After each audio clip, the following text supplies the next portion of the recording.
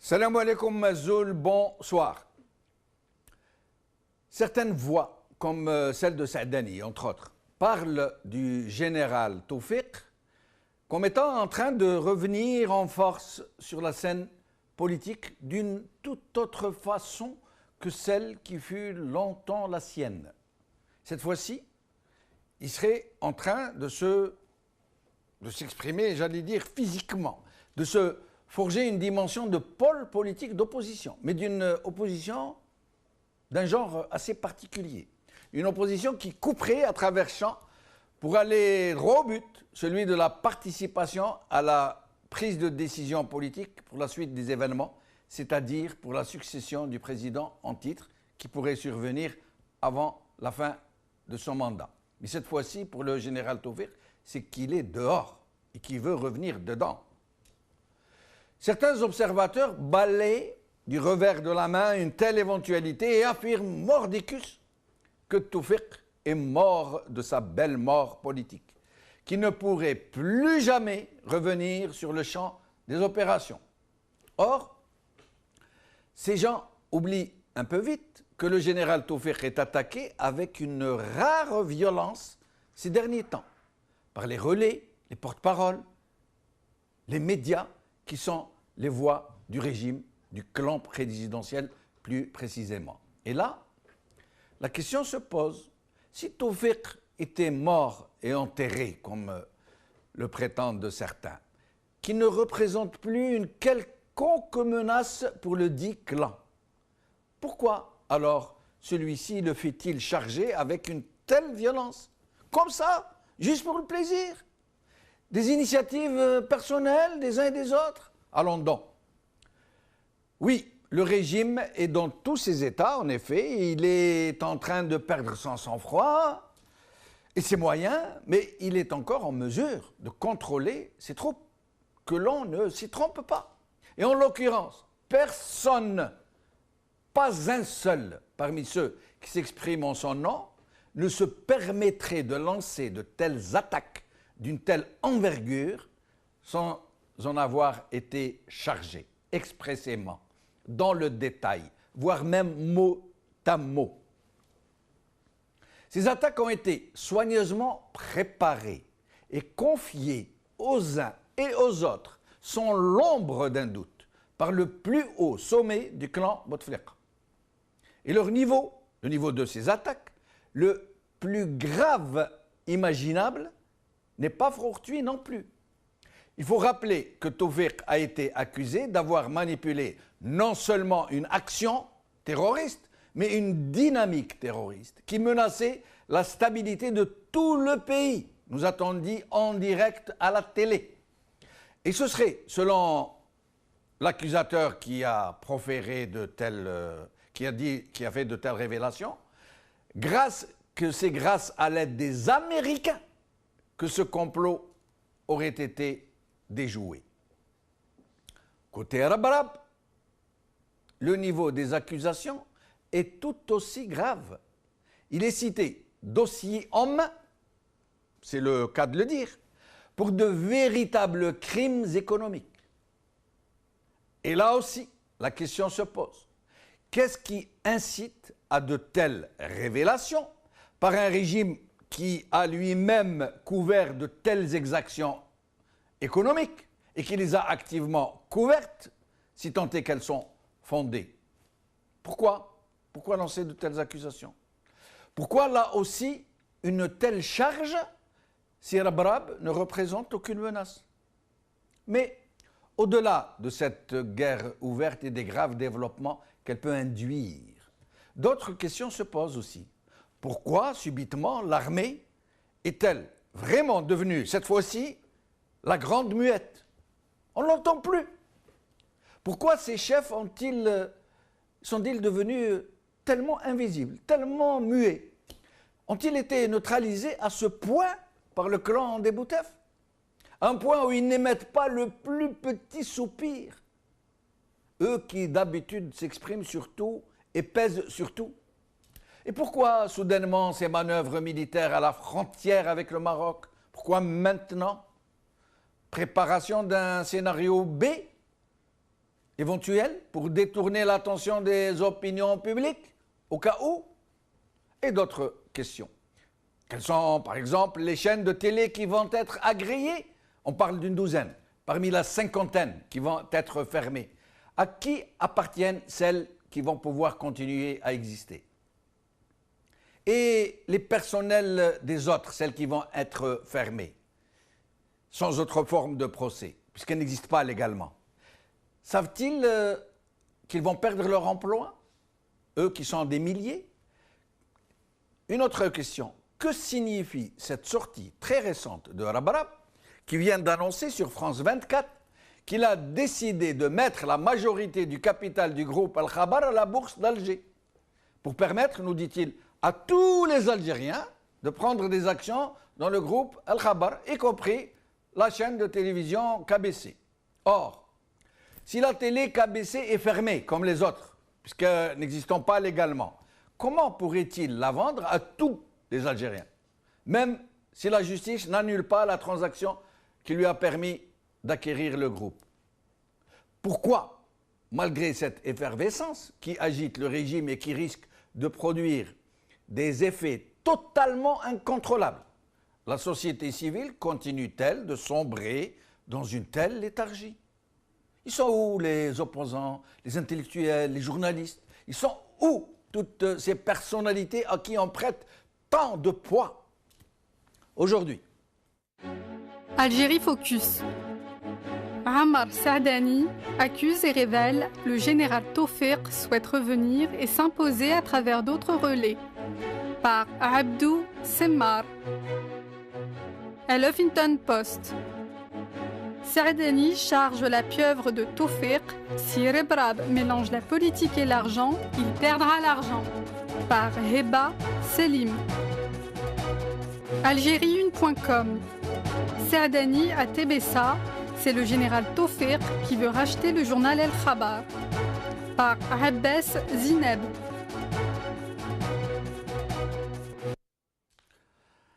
Aujourd'hui avec nous, Sami Oussedik, coordinateur général d'Ibtikar, Abdou Semmar, journaliste, Larbi Zouemia, analyste politique. Je vais commencer par Abdou Semmar, puisqu'il nous a demandé de le libérer assez tôt. Abdou Semmar, merci d'être avec nous. Merci beaucoup, Jamal. C'est toujours un plaisir de te rejoindre. Malheureusement, pour les obligations familiales, je suis obligé de vous quitter plus tôt. Sinon, tu connais toujours mon plaisir de rester avec vous le plus longtemps possible. Tout le plaisir est vraiment partagé, Abdou. Alors, Abdou, le pays est déjà dans une situation très difficile, situation économique aux perspectives très très sombres, pour le moins qu'on puisse dire, au point où ça commence même à se ressentir. Le dinar est en train de sombrer face à un euro qui est en train de s'envoler. L'immobilier commence à chuter, mais de façon vraiment inquiétante, et d'autres problèmes du genre. Or, la guerre des clans fait rage. Est-ce qu'elle ne risque pas de compliquer davantage une situation économique qui est vraiment en train de plonger du nez? Elle ne risque pas, elle la complique déjà. C'est-à-dire que la situation économique, on pâtit dès maintenant de cette guerre de clans qui dure et qui dure.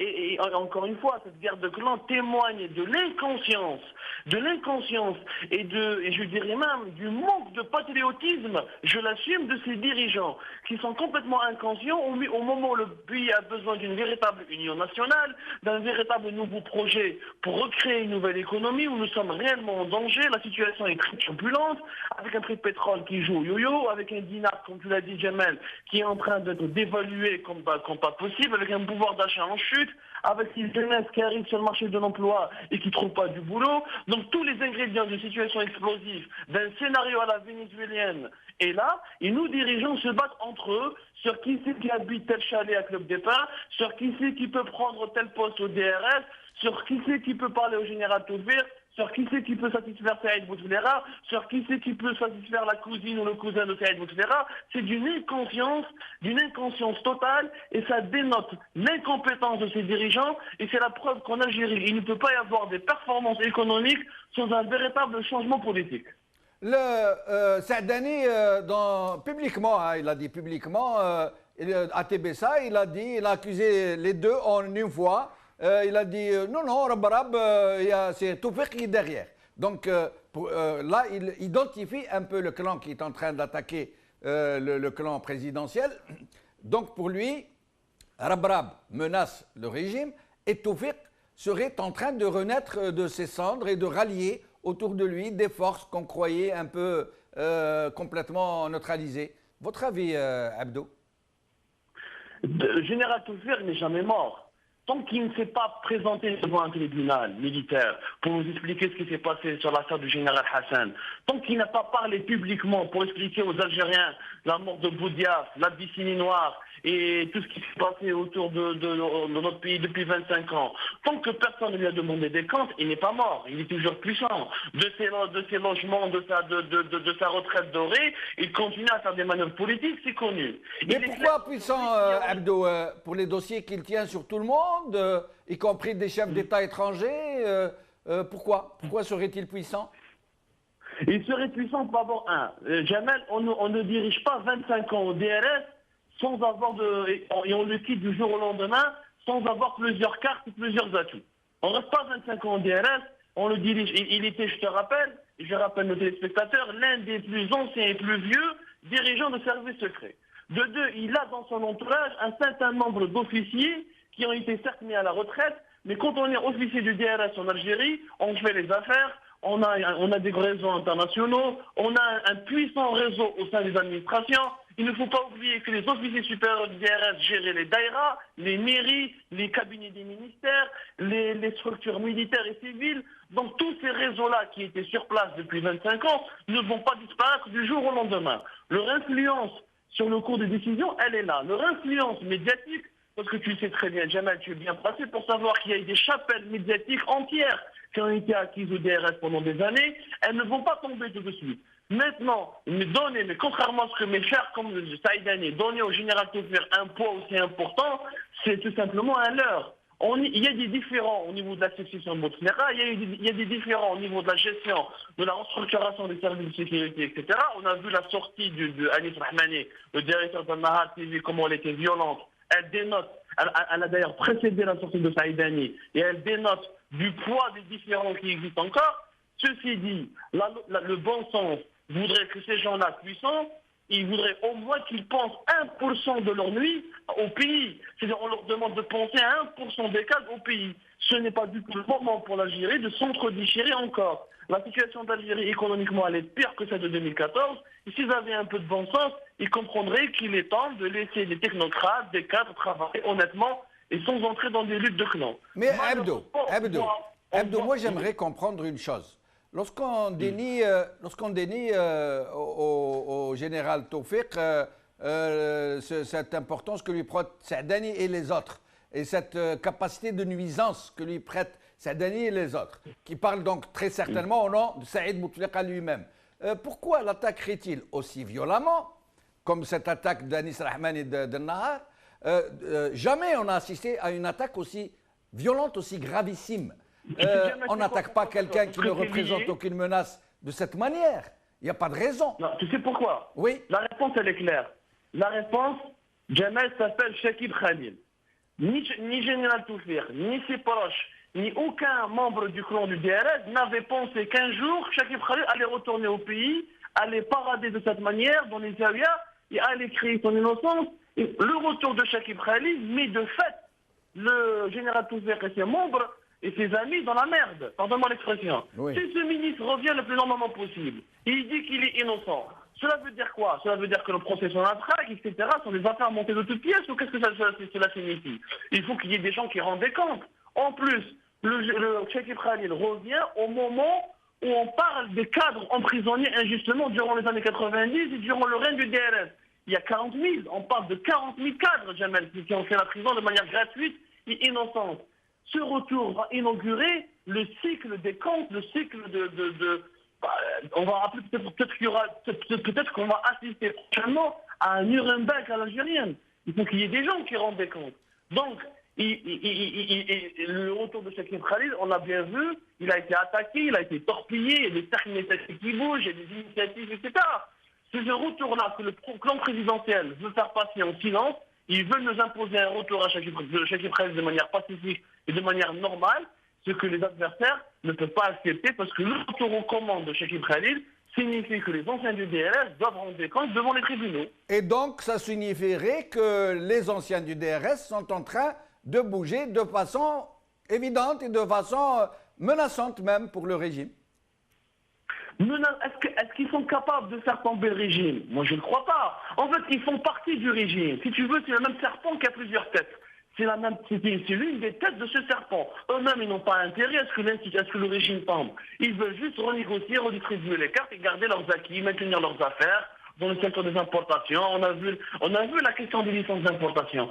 Allons enquêter qui a décroché les licences d'importation de véhicules. Allons savoir qui sont les gens qui sont derrière ces licences, etc. Ils veulent garantir leur rente, etc. Et on le voit bien. Maintenant, est-ce qu'ils sont menaçants pour le clan présidentiel? Ils le sont uniquement s'ils arrivent à mettre en péril leur projet de succession. Qu'est-ce que vous pensez de la justice est-ce qu'elle va être actionnée comme dans l'affaire El Khabar? Est-ce qu'elle va être actionnée dans l'affaire éventuelle de Rabrab? Encore qu'il semble qu'il y ait des développements tout récents qui peuvent laisser croire qu'il y a un arrangement à l'amiable qui se profile à l'horizon. Mais la justice, d'une façon générale, est-ce qu'elle va être encore actionnée pour régler des comptes? La justice, quand même, Jamal, la justice, il faut absolument faire une annonce dans tous les journaux algériens et nationaux et dire si vous voyez un juge en Algérie dans les rues, faites-nous signe pour qu'on l'attrape. Elle est complètement absente. Les juges sont otages d'une situation politique qui les dépasse organiquement et politiquement et de manière légalement. Ils n'ont aucune marge de manœuvre. Ils dépendent de la décision politique. Donc ils sont complètement effacés. Il y a malheureusement, et je le dis, je l'assume, très peu d'hommes courageux parmi la corporation de nos juges. Très peu d'hommes courageux, le peu de juges qui essaient de contester l'ordre établi et de dire nous devons enquêter, etc., ils sont réprimés en silence. Leurs confrères et leurs consoeurs ne sont pas solidaires, ils cherchent que des logements de fonction et des salaires. Troisièmement, la décision politique instrumentalise la justice. Quand M. Taïeb récemment nous dit voilà, il y a eu des progrès, on a baissé le taux des mandats de dépôt. Mais heureusement, c'est une évidence. On avait des Algériens qui passaient 5 ans en prison pour des mandats de dépôt. Après, on va les libérer, on va dire qu'ils sont innocents. Alors que le monsieur ou la dame, ils ont passé en détention préventive 5 ans. C'est-à-dire l'évidence devient un acquis en Algérie. On l'a bien vu. Nous, on a sorti des dossiers. Panama Papers, il y a eu des numéros de compte. On a donné des appartements des dirigeants algériens à l'étranger. Aucun appareil judiciaire n'a pu bouger. La décision politique aujourd'hui, elle empêche la justice de bouger. Pour que la justice puisse bouger, il faut que les juges se manifestent et se rebellent. Deux, la décision politique, elle va employer la justice pour arranger ses intérêts. Abdou, je ne pense pas. Abdou, j'ai cru entendre. Pression et arracher des accords. Abdou, j'ai cru entendre une phrase qui m'a un peu étonné. Très peu de juges réagissent, s'opposent, dénoncent. Est-ce que c'est le cas? Moi, je n'ai jamais entendu parler d'un seul juge qui est vraiment rué dans les brancards et qui est dit non, moi je suis un juge, j'ai des attributions constitutionnelles, je peux m'autosaisir, je peux convoquer X, Y, Z pour avoir dépassé ou violé la loi. Moi, je n'ai jamais entendu parler de tel juge. Il y a eu des Vous en connaissez? Il y a eu dans l'Algérie profonde. J'ai parlé, par exemple, il n'y a pas longtemps d'un juge de la cour de Ain Defla qui a défié l'OLI, etc., l'établissement, les autorités locales pour faire condamner le fils d'un secrétaire général qui avait violé une fille. Et il voulait faire passer cette affaire sous silence. On a des juges qui sont dans des régions à l'intérieur du pays, qui osent, qui essayent de faire. Oh, voilà. Par contre, il est vrai, on n'entend pas parler d'eux. Un, parce que la presse n'en parle pas. Deux, parce qu'eux, ils ne veulent pas communiquer. Ils croient qu'ils doivent militer de l'intérieur. Et troisièmement, ils sont très peu nombreux. Effectivement qu'ils sont très peu nombreux. Mais d'ailleurs, ce n'est pas des individus qui peuvent changer les choses. Il nous faut des mouvements. Il nous faut regarder le mouvement des avocats en Tunisie et son rôle qui est important qu'il a joué lors de la révolte lors de la révolte de 2011 lors du printemps tunisien. Il ne faut pas qu'il y ait 2 ou 3 ou 5 juges. On a plusieurs milliers de juges. Je pense que leur nombre dépasse 4000. On n'a pas les statistiques exactes et tout ça, c'est pas très transparent. Si on avait 400 ou 500 juges qui pouvaient bouger à travers le pays, là on peut parler de mouvement, mais 2 ou 5 individus, j'en ai fait l'expérience, Jamel. Nous, dans la presse, tu nous vois. Si on est 5 ou 6 journalistes qui parlent comme ça, que ça va changer. Ça fait du bruit pour rien. En tous les cas, Abdou, en tous les cas, Abdou, merci beaucoup d'avoir participé avec nous. Et si jamais vous entendez parler de magistrats de ce que vous nous décrivez, qui disent non à l'injustice, qui réagissent, qui s'autosaisissent ou qui ont été sanctionnés pour ne pas avoir voulu obéir aux injonctions, j'aimerais bien que vous nous en parliez, que nous fassions une émission sur eux, ou plusieurs émissions, s'il le faut, une émission pour chaque magistrat qui s'est révolté contre cette injustice. Merci beaucoup, Abdou, au plaisir. Je vais recevoir à présent Sami Oussaddiq, merci d'être avec nous. Bonsoir Sid Jamel, bonsoir à vos téléspectateurs. Alors, avant de commencer à parler de sujet d'aujourd'hui, nous allons montrer des extraits de vidéos de Berbère TV et de France 24 où nous allons voir Arbarab, où nous allons voir au début comment il était quasiment belliqueux, empli d'énergie, décidé à en découdre. Et dans la deuxième vidéo que nous allons voir, vous allez voir qu'il fait profil bas, qu'il parle même de régler le problème, d'aller vers une solution. Nous allons regarder, nous allons commencer par la première, celle où j'allais dire, où il affiche presque une ambition politique. Nous allons voir. Du point de vue du droit, on n'a aucun problème. Mais maintenant, est-ce que dans notre pays, il va appliquer la loi? C'est le point d'interrogation. S'ils ne vont pas bafouer la justice, on est serein, on n'a absolument aucun problème. Mais maintenant, si c'est le fait du prince, on verra, on va se battre. Ils ne veulent pas d'abord Aïva Radiven, Akvayin Adiven, d'une part, ou quand il y a Ninikining Neljehansen, ils ne m'auraient pas fait ce qu'ils sont en train de me faire, d'une part. Deuxièmement, ils ont peur pour leur pouvoir. Ils se disent, si ce bonhomme continue encore à progresser, il risque demain de venir prendre le pouvoir qui, aujourd'hui, ils essayent absolument de bloquer toute personne qui essaierait d'émerger. Nous allons regarder la suite. Regardez. Aujourd'hui, pour régler définitivement ce problème, pour prouver que je n'ai aucune ambition politique. Mon ambition, c'est le développement économique de l'Algérie. Donc, un changement vraiment signifiant entre ces premières déclarations à Berbère TV et celle-ci. Mais sinon, écoutez la suite. Le groupe Cévital, que je préside, a décidé de mettre la majeure partie des actions du groupe El Khabar, y compris sa chaîne de télévision, à la Bourse d'Alger. Que tous les Algériens prennent des actions au niveau du groupe El Khabar. Je vends la majeure partie des actions du groupe El Khabar au public.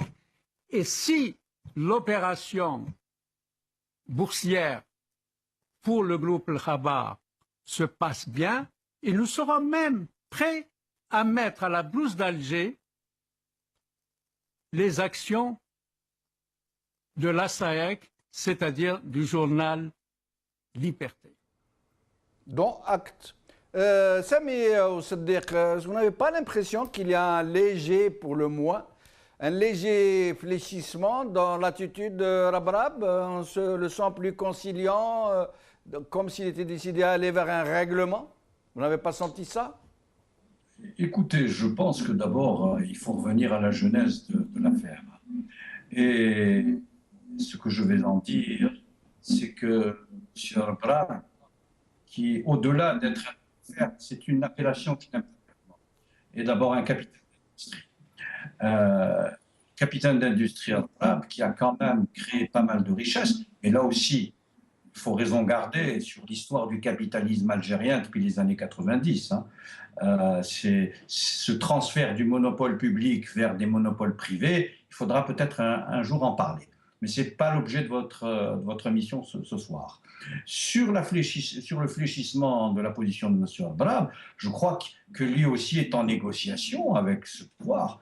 Et je comprends très bien que le capitaine d'industrie qu'il est, face à ce qui se passe, ait une décision en tout cas un avis qui fluctue pour mieux ajuster ses positions.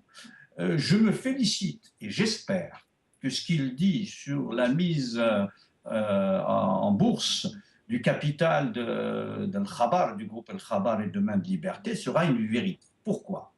Parce qu'il suffit aujourd'hui d'avoir les forces de l'argent et la matrice qui aujourd'hui monopolisent les médias.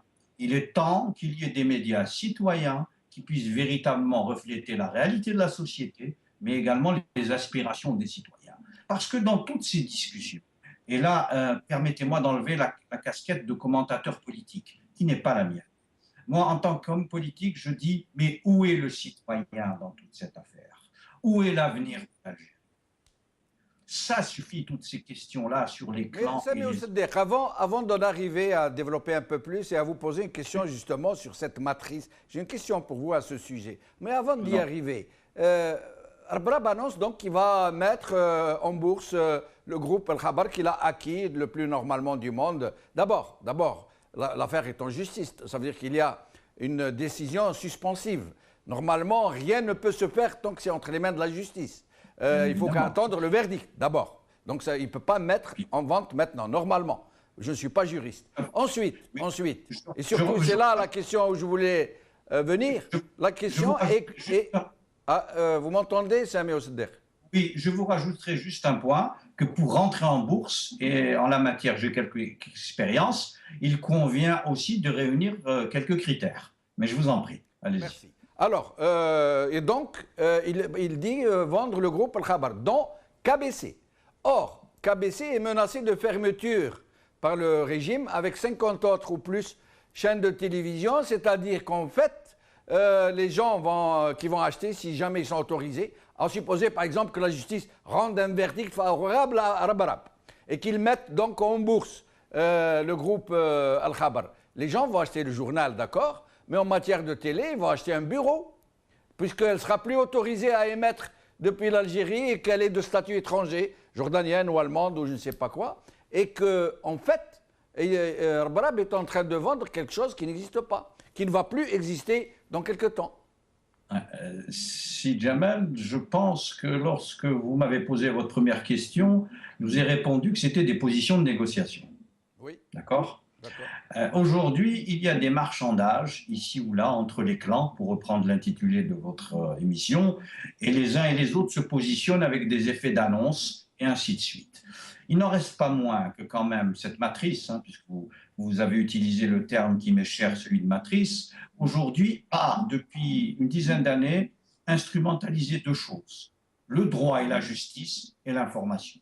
Et l'affaire d'Al-Khabar permet de conjuguer les deux choses. Ça veut dire, premièrement, en menaçant les télévisions qui ne sont pas dans le giron, je dirais, du pouvoir, pas de l'État, de la matrice, et deuxièmement, en disant notre instrument, c'est la justice. Abou Smar a parlé avant effectivement de la question des juges, ce n'est pas tant celle des juges, mais c'est d'abord celle de la justice et du droit qui ont été instrumentalisés par les pouvoirs. Aujourd'hui, de part et d'autre, on assiste à des effets d'annonce. Vous savez, les choses évoluent. Laissons encore un peu de temps pour voir un peu où cela nous mènera. Mais Sami Osder, justement, au sujet de cette matrice qui vous est chère, en effet, dont vous faites le centre généralement de votre raisonnement politique, que vous expliquez très bien d'ailleurs.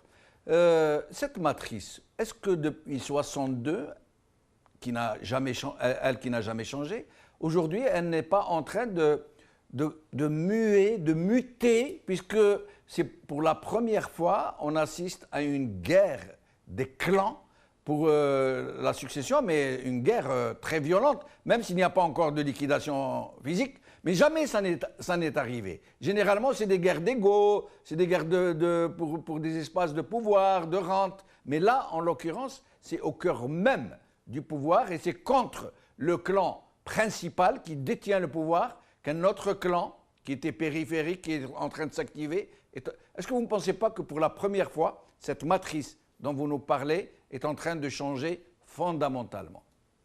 Bien, écoutez, je rejoins vos dires parce que depuis 62, la matrice, hein, ce pouvoir-là, hein, qui a évolué, mais dont le noyau, l'ADN est resté le même. Ce pouvoir-là a toujours fait un mix de ses ressources, qu'elles soient financières, qu'elles soient morales, qu'elles soient historiques. Hein. Aujourd'hui, on est passé à 3 étapes. Hein. D'abord, il y avait l'abondance de ses ressources, après, je dirais, la rareté, et maintenant la disparition. Or, tant qu'il y a moins de ressources aujourd'hui, les clans qui avaient pour devise, au sommet de l'État, ce qui nous unit est plus important que ce qui nous sépare, cette devise, cette mode d'action, aujourd'hui est en train de disparaître, où on arrive à un moment où un clan dit, compte tenu de la raréfaction de toutes ces ressources, nous devons, nous, prendre le pouvoir.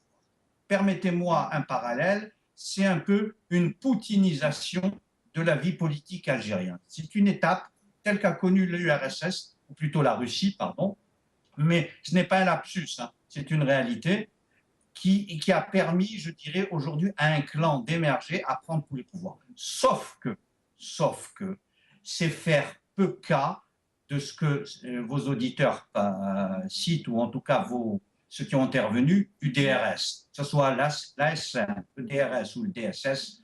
Ce sont d'abord des organismes dont tout État a besoin. La seule question qui se pose, c'est quelle est leur mission et quel contrôle démocratique. Aujourd'hui, malheureusement, ni leur mission en partie, ni le contrôle démocratique ne sont ce qu'un État démocratique veut. Or, aujourd'hui, ce DRS n'est pas mort. Il ne sera pas mort. Et pour cause, Sami Oseder, justement, comment et pourquoi, à votre avis, le clan principal, celui qui est aux commandes, en arrive-t-il à lancer de telles accusations aussi graves contre le Tawfiq, l'ancien DRS, l'ancien patron DRS, l'accusant rien de moins que d'avoir fomenté une dynamique terroriste contre le pays, qu'il aurait été heureusement éventé par les Américains eux-mêmes. Contre Rabarab, il l'accuse de véritables crimes économiques qui se chiffreraient en milliards de dollars, dossier en main brandi devant un écran de télévision. Une caméra de télévision, qu'est-ce que ça veut dire? Pourquoi, à votre avis, en sont-ils arrivés à une telle violence? Se sentent-ils menacés à ce point? Bien écoutez, ça fait déjà plus de 2 ans que je dis le mur avance. Tout le monde voit la catastrophe. Personne ne sait faire. Aujourd'hui, un des groupes a décidé de dire ce n'est plus un jeu à somme variable. Je m'explique. C'est-à-dire, vous pouvez gagner 20, moi 80 ou l'inverse. Aujourd'hui, c'est un jeu à somme nulle. Ça veut dire, moi, je gagne tout et vous perdez tout. Or, c'est la négation du type de gouvernement ou de gouvernance qui existe depuis 62. On arrive dans une étape totalement inédite. L'avenir aujourd'hui est totalement incertain. Et permettez-moi, si vous le permettez, d'enlever ce que je vous disais, la casquette de commentateur. En tant qu'homme politique, ce qui m'intéresse, c'est quel avenir nous allons proposer à cette Algérie dont l'immense majorité à moins de 35%, à qui on renvoie le passé, qui aujourd'hui, que ce soit à la matrice et ailleurs, propose un projet pour cette Algérie. Nous restons aujourd'hui totalement muets, englués dans des luttes de clans. Effectivement, il faut s'y intéresser. Mais si on est un homme politique, si on a la notion de l'histoire et je dirais la notion de la responsabilité, c'est de pouvoir architecturer quelque chose pour le peuple algérien, pour l'avenir. Nous allons y venir. Je reviendrai à vous pour vous parler de ça, justement, de ce que vous voyez comme perspective possible. Je reçois à présent l'Arbi Zouaimia, qui nous parle depuis Washington. L'Arbi Zouaimia, merci d'être avec nous. C'est le khair, si Jamal Zulfellak. Mes salutations à votre invité. Je ne suis pas encore à Washington, je suis au nord. Ah, d'accord. Eh ben, très bien. D'habitude, vous nous parlez depuis les États-Unis. C'est correct. Alors, Oui. dans cette guerre des clans, il y a l'armée algérienne qui subitement est vraiment devenue la grande muette. On ne l'entend plus. Même Gaïd Saleh, on ne l'entend plus. Et en plus, en ce moment, ils sont en train, l'armée algérienne est en train de faire des mouvements, des manœuvres, nous dit-on, à la frontière avec le Maroc. Qu'est-ce que vous pensez de tout ça? Non, je pense que... attendez, juste, j'aimerais bien souligner quelque chose parce qu'il y a certains topos qui ont été enrobés dans des ouragans médiatiques qui ont faussé parfois la description. Moi, je pense qu'il n'y a pas de clan actuellement. Il n'y a pas de clan. Il y a des gens, il y a un clan mafieux, il y a un groupe mafieux qui a ce qu'on appelle, comme on dit aux États-Unis, the doctrinal guidance. C'est son guidage doctrinal, c'est la rente, et puis il est en train de s'organiser et il croit un petit peu niveler le terrain. C'est ça le topo, mais je ne pense pas qu'actuellement, qu'il y a des clans qui s'affrontent au niveau du pouvoir. Certainement, est-ce qu'il y a un clan qui veut se restructurer, qui est à l'extérieur de ce cercle possible? Mais actuellement, il n'y a pas de clan. Oui, mais là, pour rester d'abord dans ce sujet, parce que c'est très intéressant. Pourquoi, dans ce cas, alors, les relais du clan principal, celui de Saïd Bouteflika et des généraux qui l'entourent, pourquoi donc sont-ils en train de faire feu sur Rabrab et sur Tawfiq, les accusant, portant contre eux des accusations aussi graves, s'il n'y avait pas de clan? Pourquoi J'aimerais bien répondre à votre première question concernant les manœuvres au niveau de la 3e région militaire. Je pense que, contrairement à ce que vous dites, bien sûr, ça c'est mon avis, et je vous remercie déjà de m'avoir donné l'opportunité pour le donner. Je pense que le chef d'état-major est visible. Il tient à une certaine visibilité. Ça, c'est clair. Il y a la présence. Difficile de faire autrement quand on est aussi bien portant Allah Iberk. Oui. Allah, c'est l'essentiel. C'est que premièrement, il est visible. C'est un acteur du clan. C'est un acteur du pouvoir. C'est un acteur de ce cercle-là qui est en train de décider qui va être institué en tant que parrain de la rente, qui vont le nommer président de la République. Mais il est visible. Maintenant, il est visible, en même temps, ça se greffe sur cette visibilité un certain succès de l'ANP, qui n'est pas imputable à Gaïd Saleh. Il est imputable à une certaine relation qui s'est développée avec les Américains, qui depuis 2013, je pense qu'il y avait un problème de transmission de data, et puis les Américains étaient fâchés même en 2014, mais je pense qu'il est devenu le courtisan des Américains, Gaïd Saleh, le général Gaïd Saleh, responsable de l'armée. Ça, c'est officiel. Il y a une coopération militaire actuellement en imagerie et en écoute qui s'opère entre les Américains et les Algériens. Peut-être qu'il y a même des groupes mixtes d'écoute un petit peu, et puis il y a un grand succès. Il existe des terroristes, et ces terroristes-là sont immédiatement neutralisés, illico. Donc, l'efficience et l'efficacité de la transmission des datas en imagerie comme en écoute, elle est systématique, elle est quotidienne, elle est de heure en heure. Et c'est pour cela que Gaïd Saleh est replacé comme un personnage clé du pouvoir. Parce que mais attendez l'Arabie Zouémia pour qu'on comprenne un peu. Ce que vous nous dites là est très important, très intéressant. Donc Gaïd Saleh devient l'ami des Américains. Ça vient confirmer un peu ce qu'a dit Chekib Khalil, qui pour la première fois a attaqué publiquement la France, puisqu'il a dit la France reste pour les Algériens l'ancienne force coloniale, alors que les Américains ont toujours été nos amis. Ça rejoint aussi le froid qu'il y a entre le régime algérien et les Français après la visite de Valls. Vous êtes en train de nous dire qu'il y a quelque chose de fondamentalement géostratégique qui est en train de changer?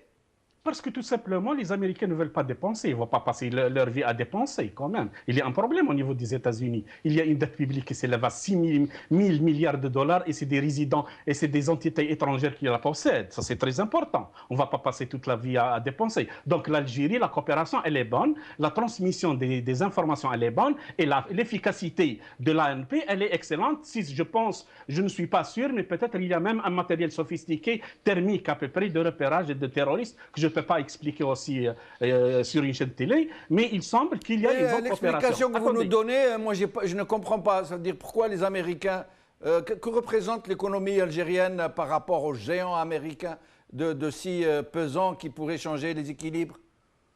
Écoutez, si jamais ce n'est pas une question d'économie, c'est une question de géostratégie. Ce n'est pas forcément que l'Américain achète chez l'Algérie, mais il passe en Grèce pour acheter, il passe par Gibraltar. Tout à fait. Et certainement qu'il y a en Golfe de Guinée, certainement l'Algérie a une position stratégique. C'est un pays qui a des frontières avec cet pays. C'est un pays, un grand pays, qui a un grand territoire, c'est-à-dire il est pivot, tout simplement. Les Américains, je pense qu'il y a aussi, ils se sont ressaisis. Mais je pense qu'ils veulent à ce que l'Algérie assume quoi? Il l'aide à assumer une partie de sa responsabilité sécuritaire à l'intérieur et par voie de conséquence, il y aura des répercussions à l'extérieur. Mais ça a toujours été le cas, Larbi Zouemia. Oui. Ça a toujours été le cas, cette coopération sécuritaire entre les États-Unis et l'Algérie, si tant est qu'il y a coopération, bon, enfin. Mais les États-Unis ont toujours délégué la gestion, si on peut dire, de l'Algérie aux Français. Il n'y avait pas de problème entre eux. Qu'est-ce qui explique ce changement de position géostratégique, comme vous dites? Si Jamel, moi j'ai lu quelque chose dans le New York Times il y a peut-être une année à propos de certains malentendus entre l'Algérie et les Américains. Je l'ai lu. Donc peut-être il y avait des personnalités américaines qui ont aimé à ce que la transmission des données soit reprise. Ça, je l'ai lu. Maintenant qu'est-ce qui s'est passé? Je ne sais pas qu'est-ce qui s'est passé. Est-ce que les Algériens n'ont pas voulu que certains avions survolent leur territoire? Je ne sais pas. Mais dire que les États-Unis délèguent la France, non, ce n'est pas de cette façon-là. Il se peut que la France aussi défende son territoire, son impérialisme régional à peu près civilisé de la francophonie. Peut-être les Américains à un moment donné ne veulent pas froisser un membre de l'OTAN qui est aussi important, c'est tout. Mais les Américains, il y a actuellement une bonne coopération. Est-ce que les Je veux Américains... dire qu'il n'y a pas eu de conflit entre les Américains et les Français à qui contrôlerait l'Algérie. Il y a eu un accord tacite pour que ce soit la France qui s'en occupe. À un moment donné, il y a eu un problème entre les États-Unis et la France au moment des Républicains où les Américains avaient programmé d'implanter la base d'Okinawa du Japon au Sénégal. Et puis, les Américains ont averti le Sénégal, les Français ont averti le Sénégal, c'était Chirac déjà, et ça a commencé par bloquer les étudiants sénégalais et tout, et puis le Sénégal est rentré dans l'ordre. Mais y compris pour l'Algérie aussi. L'Algérie a voulu à un moment donné, mais je pense que Bouteflika tout simplement n'était pas en bonne position parce qu'il voulait la France pour faire peur à Tawfiq Co. Je ne pense pas qu'il a pu faire... C'est pour cela qu'il lui-même, il est retourné dans le giron de la France. Actuellement, certainement, la mission de la France en matière de clan, le clan c'est terminé. Sa mission presque au sein du pouvoir, elle est terminée. Il n'y a pas de Tawfiq. Tawfiq, on a fait peur à Tawfiq et à Nazar et aux autres généraux. Ils sont partis, ils sont à l'extérieur. À quoi bon demander la France maintenant? Comment ça, ils sont partis, ils sont à l'extérieur? Ils sont à l'extérieur du pouvoir. Ah, d'accord. Où est-ce qu'il est? Ils sont à l'extérieur du pouvoir. Peut-être qu'il essaie de se recycler à travers une frange de l'opposition. Et que le pouvoir, le squelette du pouvoir, le schéma, le topo du pouvoir actuellement, il agit en symbiose. C'est une mafia. Très rapidement, Larbi Zouemia, au sujet de ces manœuvres à la frontière algéro-marocaine, manœuvres de l'armée, qu'est-ce que vous en pensez? Tout simplement, c'est-à-dire c'est 2 en 1, c'est un shampoing 2 en 1. C'est juste à côté du Maroc, mais ça ne veut pas dire qu'on va faire la guerre du Maroc. Personne n'a les moyens, premièrement, de faire la guerre à l'autre. Deuxièmement, il y a une tendance, c'est-à-dire de pacification. Je ne pense pas qu'il y a un problème entre le Maroc et l'Algérie, en dehors de certains discours. Bon, mais je ne pense pas. Mais il se peut qu'il a placé là-bas, tout simplement, il a besoin d'activité. C'est le bonhomme qui veut une visibilité. Et je veux vous dire quelque chose, c'est que la puissance, le courage de Saadani, c'est-à-dire le courage, le fil conducteur de Saadani comme Bouchouerb, contre Rabrab, ne vient que de Gaïd Saleh. C'est Gaïd Saleh. Donc vous pensez que ce n'est pas Saïd qui est le chef du clan, mais Gaïd Saleh? Gaïd Saleh, il a les moyens que Saïd. Il y a un président qui est malade, mais Gaïd Saleh, c'est le personnage le plus important. Maintenant, c'est qui Il y a une personne, ils ont Mais leur s'il candidat. s'il était le baron le plus important, pourquoi Oui. accepterait-il de garder Abdelaziz Bouteflika qui ne sert que de façade? Pourquoi n'aurait-il pas choisi un autre poulain ou pourquoi n'aurait-il pas lui-même pris le pouvoir? Non, attendez. Abdelaziz Bouteflika, il est encore vivant.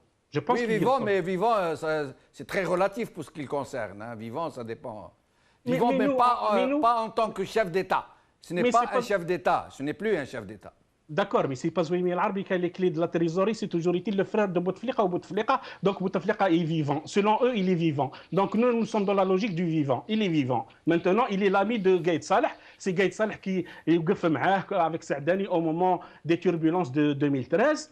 Gaïd Saleh, certainement, ce n'est pas lui qui va décider, mais il y a un clan, il agit sans symbiose. C'est une rente, c'est une corruption, n'oubliez pas. L'arbi Zouemi, je suis obligé de essentielle. vous interrompre pour une question d'équité du temps, pour permettre à Sami Ousseddiq de reprendre la parole pour que vous soyez à égalité de temps. Sami Ousseddiq, nous parlions tout à l'heure de perspectives possibles en l'état, en l'occurrence, dans une situation aussi sombre. Comment voyez-vous les choses? Comment elles vont se développer? Écoutez, tout d'abord, je voulais vous dire qu'effectivement, les choses sont... S'il y a bien une question qui résume notre situation, c'est un énorme point d'interrogation. Parce que la situation économique est éminemment compliquée, parce que la question politique, vous la connaissez, et aujourd'hui, on a un empilement de crises. Et je crois qu'il y a quelque chose d'important. C'est que bien souvent, nous voulons faire en se disant ça nous est déjà arrivé. C'est faux. L'Algérie est à la croisée des chemins. C'est une crise inédite dans l'Algérie contemporaine et indépendante. Je crois qu'il faut véritablement peser ces mots. Il faut avoir le sens de la responsabilité de l'histoire. Commenter les clans, les noms, c'est bien, mais c'est largement insuffisant. C'est largement insuffisant parce qu'il va falloir demain, la crise arrive. Vous savez, le mur sur lequel on va aller se projeter, il est là. Et croyez-moi, malheureusement, ce n'est pas ce que je souhaite. Mais malheureusement, il va y avoir du sang et des larmes. Ce qu'on ne dit pas aux Algériens. Je pense que demain sera extrêmement difficile. Il nous faut aujourd'hui, puisque vous parliez du monde, ce qu'attend le monde de nous, hein, c'est d'abord un pays stable. Aujourd'hui, en termes d'opposition, nous ne sommes pas capables de constituer une alternative raisonnable à ce qui se passe. C'est là notre grand problème. C'est bien de commenter ce qui se passe au pouvoir. Encore faut-il avoir soit la possibilité, la volonté, l'énergie, la capacité, la responsabilité d'effectivement d'agréger les forces de progrès et les forces démocratiques. C'est pour moi un des enjeux essentiels. Le commentaire politique, c'est bien. L'action, c'est encore mieux. Alors, vous me dites demain. Demain, il faut dire aux Algériens que l'avenir peut nous appartenir. Je dis peut, je ne dis pas qu'il nous appartient. Mais cela, il y a des critères. Il y a le retour de l'éthique, il y a le retour du travail, il y a le retour de la responsabilité, il y a la fin du système RCR, rente, corruption, redistribution. Ce système est obsolète. Je regardais il y a dans les journaux, les Algériens étaient contents qu'ils puissent aujourd'hui importer des véhicules en dehors des concessionnaires. Mais la grande question, ce n'est pas de pouvoir importer, c'est de pouvoir savoir si nous aurons les moyens encore de manger dans quelques années. Cette question, il faut que tous les Algériens se la posent. Au-delà de la question, effectivement, des clans, qui est importante, hein, je suis d'accord avec vous, hein, mais il suffit d'être juste des commentateurs. Il faut être des acteurs politiques. Par le bas, parce que c'est compliqué. Aujourd'hui, le métier d'opposant en Algérie est un métier éminemment compliqué. Mais par contre, rien ne nous empêche d'unifier notre position, d'avancer. La Tunisie, permettez-moi juste et j'en finis, la Tunisie, dans plusieurs domaines, nous a donné, en tout cas politique, nous a donné une leçon. Il convient aujourd'hui que nos hommes politiques soient matures. Et c'est très important que nous, qui portons la parole politique, le discours et l'action, nous soyons véritablement au rendez-vous de l'histoire. Sami Ousseddiq, merci. Abdou Sommar, merci. L'arbi Zouemi, merci. Merci à vous d'avoir suivi cette émission. Salama.